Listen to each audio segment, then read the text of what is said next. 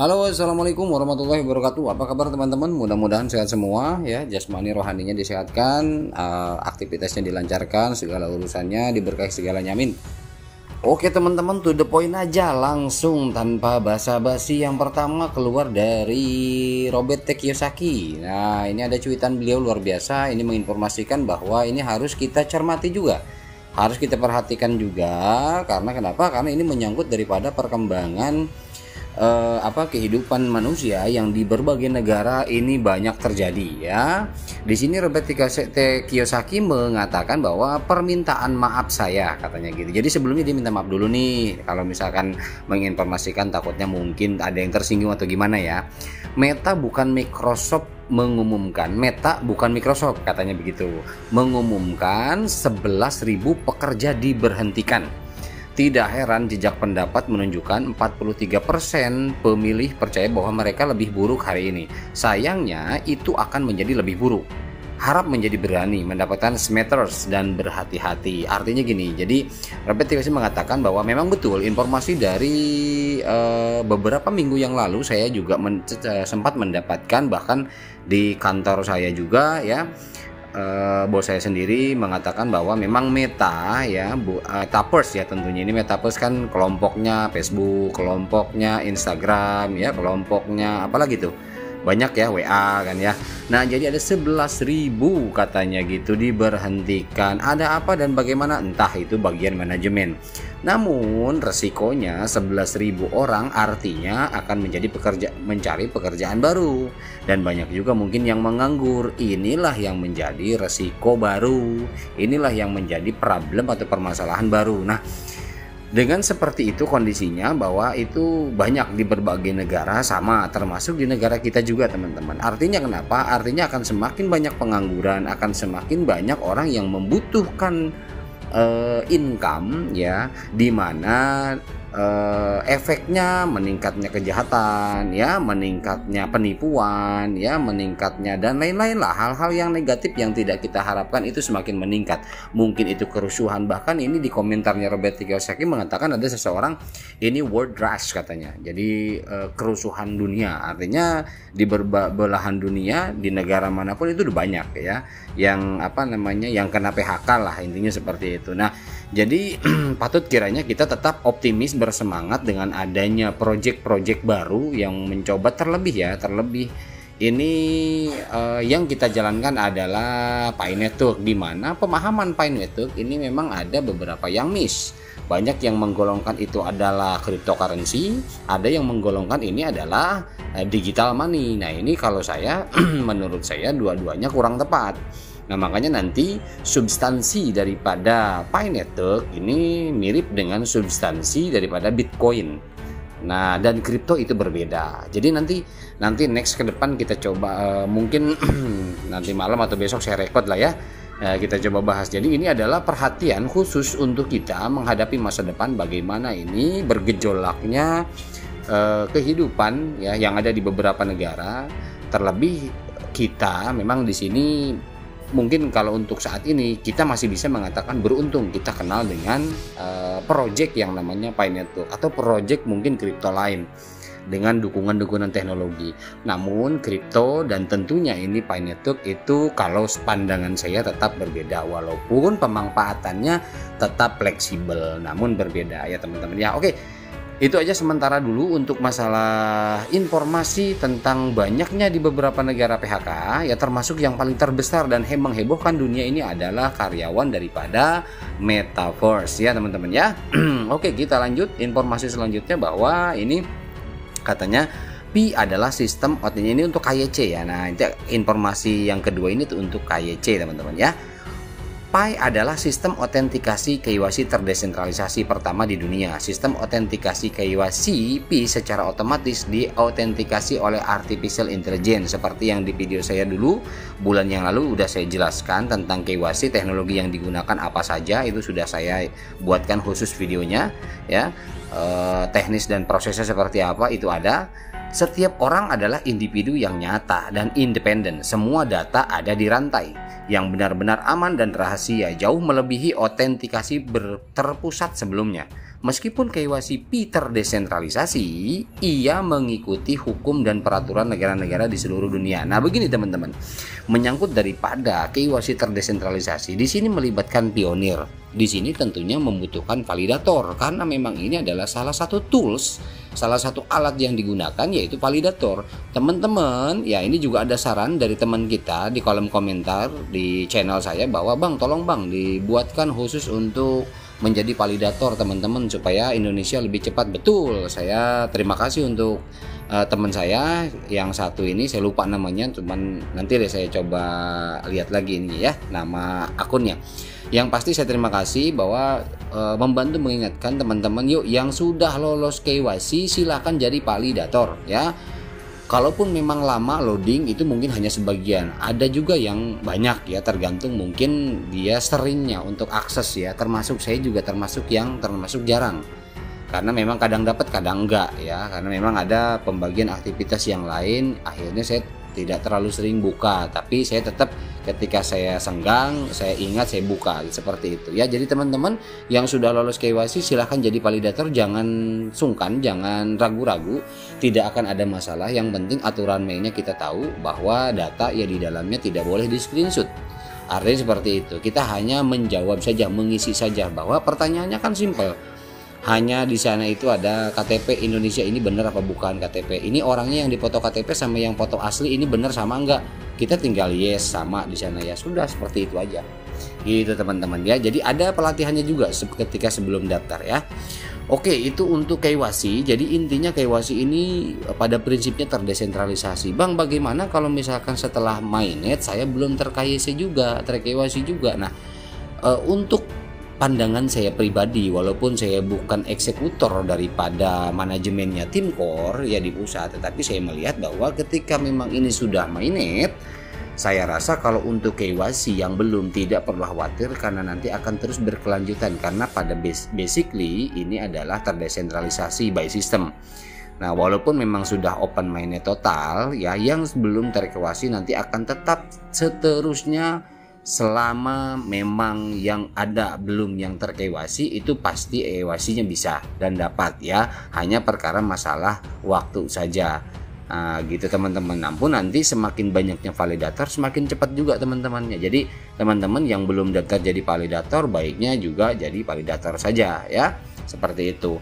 KYC ini nggak perlu khawatir ya. Jadi nanti ketika pun memang terdesentralisasi artinya bukan menyerahkan ke mesin, tidak, karena di situ ada validator. Nah, ketika Nicholas selesai sampai open mainnet artinya dia hanya memantau saja, tidak ada pengambilan keputusan di dalamnya secara terpusat dan lain sebagainya, tapi beliau tetap memantau perkembangan teknologi yang dia ciptakan. Yang pertama itu, yang kedua untuk KYC ini terdesentralisasi artinya diserahkan ke pionir teman-teman dan teknologinya gitu. Jadi teman-teman, artinya ketika validator ini kurang ya, anggaplah di negara kita ataupun di negara manapun, toh kita juga memvalidasi orang luar, kan pernah kejadian seperti itu.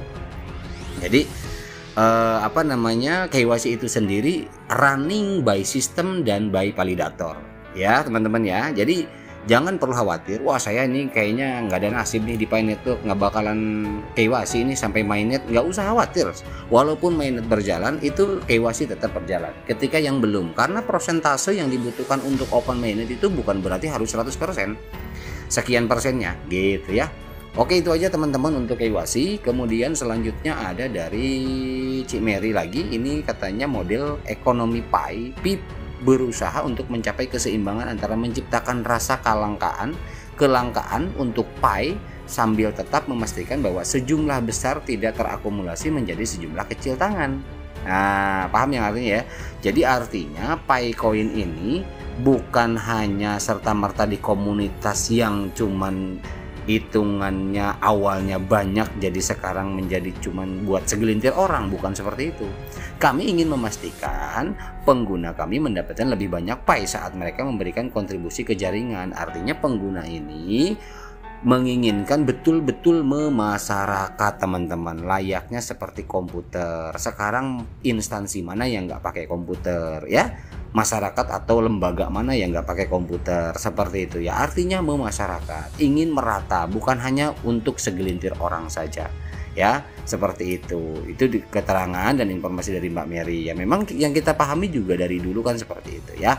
Oke, selanjutnya ini dari dashboard ya, ada di dashboard katanya gini, ada informasi dashboard tampilannya aneh ya, tampilannya aneh dan baru, bahwa di sini ditulis ada Pi Network Update, kemudian read important message below. Nah, seperti ini gambarnya teman-teman.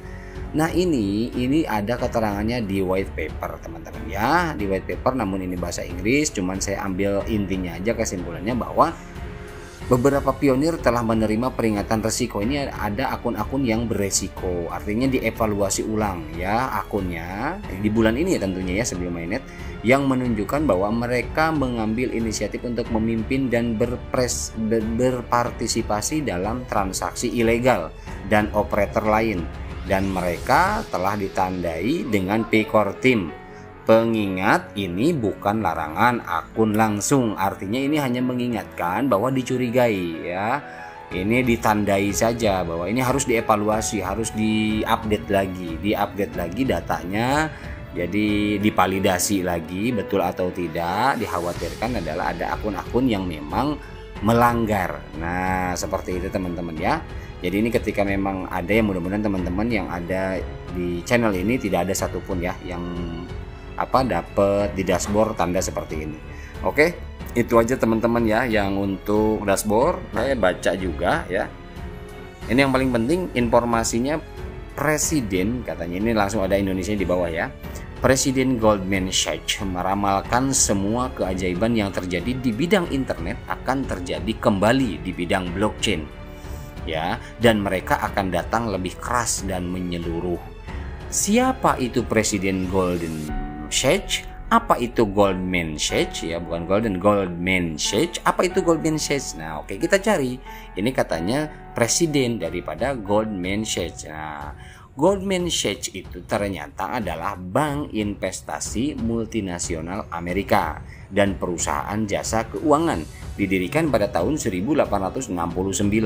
Goldman Sachs berkantor pusat di 200 West Street ya, di Lower Manhattan, dengan kantor pusat regional di London, Warsawa, Bangalore, Hong Kong, Tokyo, Dallas, dan Salt Lake City, dan kantor tambahan di pusat keuangan internasional lainnya. Jadi yang Goldman Sachs adalah bank investasi terbesar kedua di dunia berdasarkan pendapatan dan berada di peringkat ke-57 dalam daftar Fortune 500 dari perusahaan Amerika Serikat terbesar berdasarkan total pendapatan.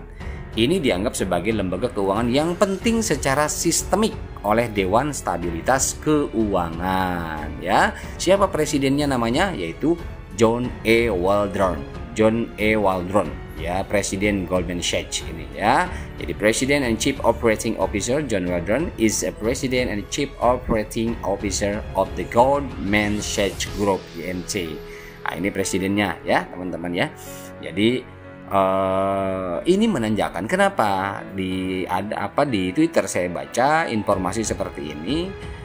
Ini adalah merupakan clue ya, atau petunjuk ya, bahasa Indonesianya adalah petunjuk dari seorang presiden ya, di mana ini adalah presiden bank investasi terbesar kedua di dunia.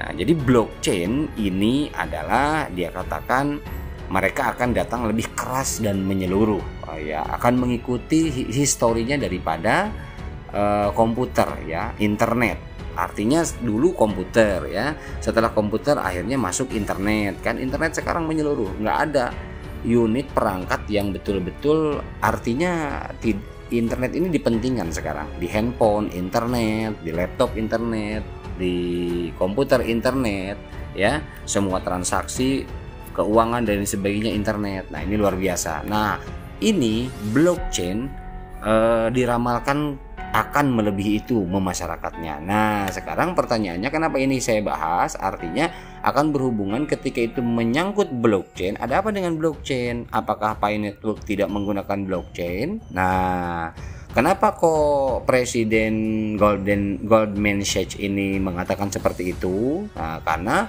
saat ini adalah sedang boomingnya teknologi blockchain, teman-teman. Nah, saya menyampaikan ini hanya mengajak teman-teman, yuk mari kita berdoa, mudah-mudahan memang proyek kita ini artinya ada keterlibatan besar di dalamnya. Ya, karena memang kenapa? Karena memang logikanya kita blockchainnya pun terbarukan. Ya, blockchain yang memang sudah sepadan dengan Web3. Compatible-nya lebih presisi tentunya, lebih tepat, lebih akurat, lebih baik, lebih lancar ya. Jadi antara Web3 dengan new blockchain-nya Pi ini lebih benar-benar memberikan sesuatu yang besar dan inklusif, teman-teman ya, seperti itu ya. Oke. Informasi yang terakhir ini dari Ben Armstrong ya, dimana Ben Armstrong yang saya tahu ini adalah ada keterlibatan dari pembuatan logo kripto Bitcoin ya, ada keterlibatan, entah memang beliau yang membuat atau beserta tim ya. Di sini di cuitannya dia mengatakan bahwa wow, katanya bottom baru untuk Bitcoin November setelah pemilu. Bagaimana mungkin ada orang yang pernah meramalkan hal ini, katanya. Sungguh gila bagaimana siklus ini sangat berbeda dari semua Emirat lainnya. Nah, ini mungkin dia melihat karena ngelihat gambar ini. Jadi 2013 Bitcoin itu 1000 sampai 200 sampai 1000 ya, dari kanan ke kiri. Nah, kemudian 2018 naik 3000 sampai 20.000 ya. Nah, kemarin kan sempat tuh 3-4 hari yang lalu 21.000. Nah, yang 2022 ini 20.000 sampai 69.000. Nah, pertanyaannya adalah sekarang Bitcoin 2023 apakah betul ada seperti yang saya pernah temukan informasi meramalkan bahwa 2023 justru untuk Bitcoin akan melejit jauh tinggi.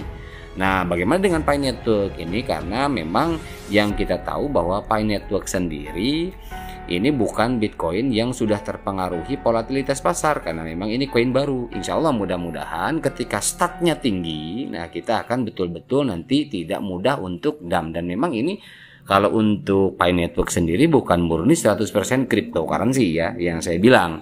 Nah, makanya nanti coba kita substansi daripada Bitcoin dan kripto kita akan coba sedikit ulas ya.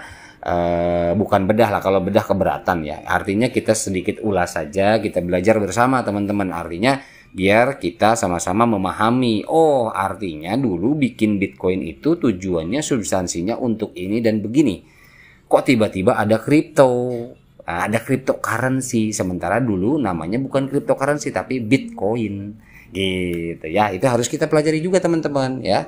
Oke, itu aja teman-teman, mudah-mudahan bermanfaat. Mohon maaf bila ada salah-salah kata. Wabillahi taufiq wal hidayah. Assalamualaikum warahmatullahi wabarakatuh.